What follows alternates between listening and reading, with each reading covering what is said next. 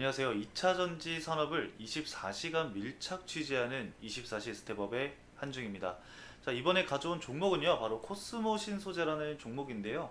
딱히 뭐 설명드릴 재료가 있어서 가져온 건 아니에요. 그냥 오늘 수급이 유독 좀 특이하고, 그리고 저번 주 금요일 날 거래됐던 자금 유입되는 게 좀 특이해서 제가 가져와 봤습니다. 일단은 오늘 지금 장 막판에 여러분들도 보신 분들은 아시겠지만 원래 마이너스 4% 구간에서 얘가 갑자기 동시호가에서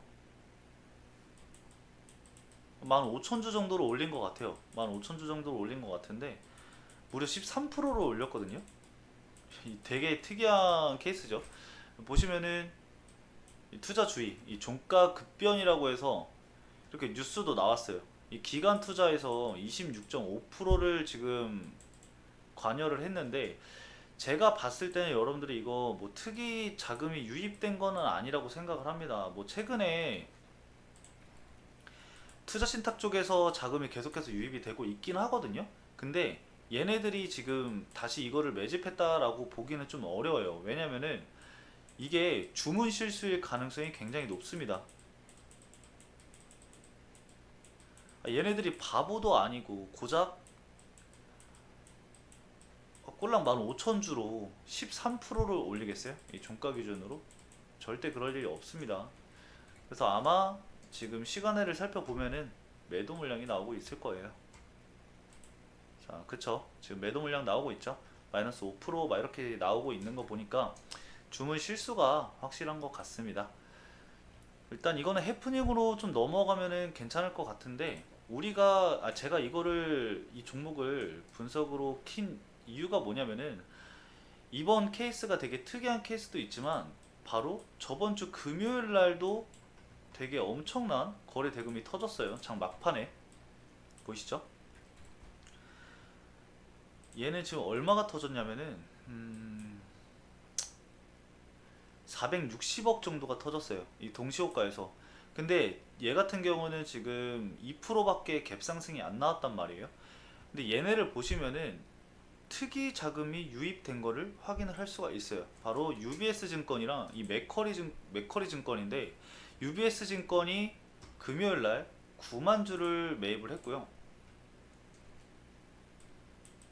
그리고 이 맥커리가 4만 4천 주를 매입을 한 거를 확인을 할 수가 있습니다. 여기서 우리가 판단을 할 수 있는 게 뭐냐면은 새롭게 손바뀜이 일어나는 구간이다라고 좀 판단을 해볼 수가 있거든요. 왜냐면은 기존에 보유를 하고 있던 애들이 추가적으로 매집을 한 게 아니라 새로운 자금이 유입이 된 구간이라고 보시면 되세요. 지금 이 구간들이. 그러면은 쉽게 판단을 해볼 수가 있겠죠. 이 자금들이 이탈이 나오는 시점이 어느 시점이다? 주가가 상승이 나왔을 때 이 자금들은 이탈이 나오겠죠. 그러면 여러분들이 단기적으로 만약에 접근을 했다라고 한다면은 이 UBS 증권이랑 맥커리 증권에서 매도 물량이 나오는 거를 여러분들이 확인을 하고 그리고 같이 함께 매도를 하면 되겠죠. 왜냐면 얘네가 지금 주가를 끌어올린 자금이기 때문에 이 자금들이 이탈을 하게 되면은 이 물량을 받아주는 세력이 따로 없다라고 한다면 주가는 당연히 하방으로 밀릴 수밖에 없습니다. 근데 오늘 특이하게 주가가 장막판이 13%가 올랐기 때문에 아마 뭐 개인들이 좀 매도를 하거나 아니면은 이 주문 실수했던 이 친구가 다시 물량을 내놓던가 하겠죠. 그래서 지금 시간외로 매도 물량이 이렇게 나오고 있는 겁니다. 체결도 아마 그렇게 크게 안 될 거예요. 지금 보시면 11,000주 체결이 됐잖아요. 이 주문 실수 들어간 게 제가 봤을 때는 한 15,000주 정도 됐을 거예요. 가끔 이렇게 기관이나 투자 업체 쪽에서 주문 실수가 들어온 경우가 간혹 있습니다. 이 업계에서 계속 있다 보면은 이런 실수가 가끔 보이는데 보통은 위로 주문 실수를 하기보다는 아래로 주문 실수를 굉장히 많이 합니다. 그래서 던지면 안 되는 물량들을 갑자기 던지는 구간들이 나오는데 그때 진짜 이유 없이 개파락하는 종목들이 있어요. 그런 종목들이 대부분 이 주문 실수로 인해서 개파락이 나오는 종목들일 수 있는데 그런 종목들을 이제 조건 검색식으로 체크를 해놓으면은 밑에서 매수를 한다 하면은 과매도 구간에서 매수를 할 수 있겠죠. 그러면은 사실 이 실수로 인한 매도 물량은 그 하락 부분을 다시 채워서 주가가 올라올 수밖에 없습니다. 그러면은 그걸 노리고 차익 실현이 나오는 거죠. 여러분들도 이런 부분을 좀 알고 계시면은 가끔 진짜 어쩌다 한 번씩 이런 이벤트를 맞이하면서 공짜로 돈을 버실 수 있을 겁니다. 참고를 좀 하시면 될 것 같고, 주가 상승이 나왔던 이유로 한 가지 더 말씀을 드려보면, 아마 지금 말씀을 드리는 게 가장 주가 반등이 나오는데 정확한 이유라고 저는 좀 보고 있습니다. 자, 제가 하나기술을 설명을 드릴 때 그 MSCI 스몰캡 편입 관련해서 말씀을 드렸었는데, 이 코스모 신소재도 비슷한 맥락이다라고 보시면 됩니다. 얘는 MSCI는 아니고 이 코스피도 리밸런싱을 진행을 하거든요. 이 중형주에서 대형주로 체급을 높이는 애들도 있고 체급이 낮아지는 애들도 있는데, 지난주 금요일 날 정기 변경이 진행이 되면서 일부 주가에 반영이 된 것 같습니다. 이게 뭐 딱히 뭔가 정의를 내려서 말씀을 드리긴 좀 애매하지만 여태까지의 통계가 좀 그래왔어요. 어떤 통계가 그래왔냐면은, 이 체급이 올라간 종목은 정기 변경 이후에 코스피 지수보다 높은 수익률을 기록을 했다라는 사례가 굉장히 많았다라는 통계가 있고요. 수익률 추이를 좀 살펴보면은 대형주로 이제 체급이 올라간 종목들은 이 코스피 지수의 평균 수익률보다 약 2% 정도 수익률이 높은 것을 확인을 할 수가 있습니다. 단순히 코스모 신소재만 그런 게 아니라 다른 종목도 한번 살펴보면요, 금양도 보시면은 뭐 큰 차이는 없지만 일부 반등을 다시 보여주는 것을 확인을 할 수가 있고요. LS도 보시면은 주가 반등이 나오고 있는 것을 확인을 할 수가 있습니다. 그리고 하나오션도 큰 변화는 없지만 일부 주가가 하향 추세에서 일부 자리를 지켜주는 흐름을 보여주고 있죠. 이런 흐름들 때문에 기관 쪽의 수급이 들어올 가능성이 굉장히 높다라고 판단이 됩니다. 보통 이런 패시브 자금 같은 경우는 9월 말까지 들어오기 마련이거든요. 여러분들이 좀 판단을 하셔서 현재 저항 구간을 돌파하면서 9월 말까지 상승 추세를 이어간다라고 한다면은 9월 말 이후에는 다시 차익 실현 물량이 나올 수가 있죠. 지금 코스모 신소재를 보면은 지금 저항대 부근을 닿은 흐름이고, 지금 그 시간의 기준으로 지금 하락을 하고 있잖아요.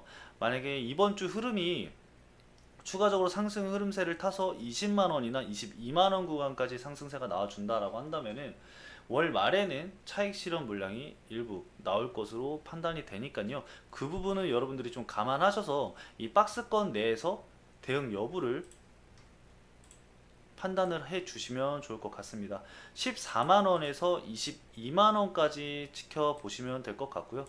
만약에 22만원 구간에서 돌파 흐름이 나온다라고 한다면은 여러분들이 체크를 해야 될 건 딱 두 가지겠죠. 뭐가 될까요? 바로 뉴스 무조건 체크해야 되죠. 이슈가 있어야 돼요. 저항대를 돌파를 해주기 위해서는 이슈가 무조건 있어야 됩니다. 이슈가 있으면서 제가 항상 말씀드리는 거래대금, 모든 주가 흐름과 주가 하방 흐름은 돈의 흐름이 무조건 따라오게 돼 있어요.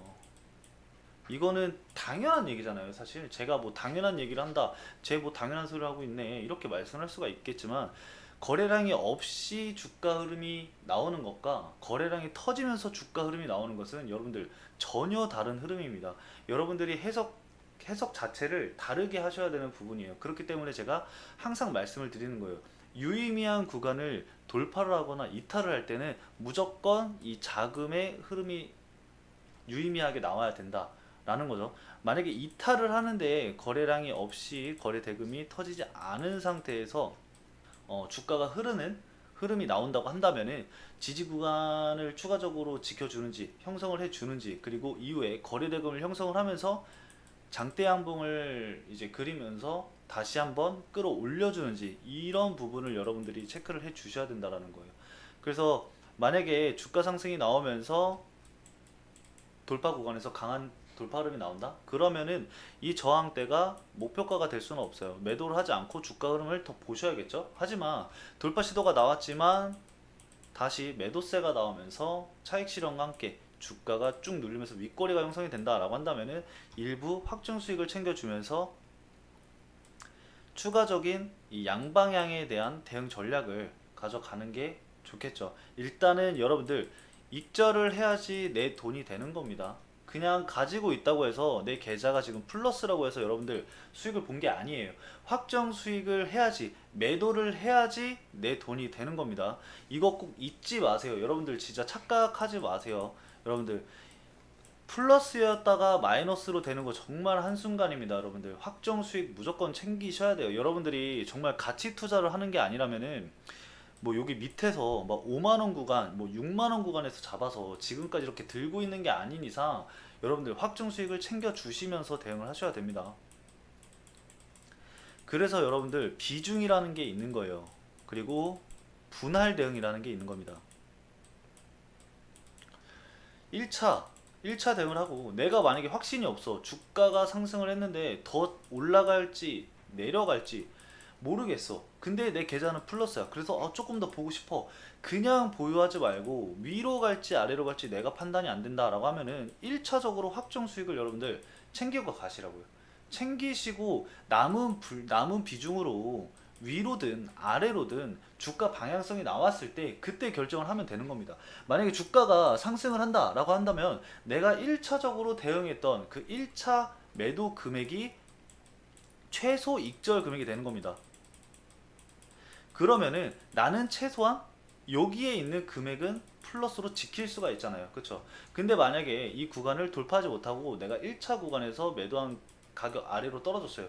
그러면은 본절 구간에서 여러분들이 대응을 하시던가 아니면은 밀리는 구간에서 2차 대응을 하면서 확정 수익을 챙겨주고 본절을 이탈했을 때 약손절을 진행을 하고 결과적으로 계좌를 플러스로 마감을 해야지 그로써 여러분들이 수익을 봤다라고 할 수 있는 겁니다. 아셨죠? 절대 내가 계좌에서 플러스라고 해서 주가가 상승을 하든 아래로 떨어지든 관망하지 마세요.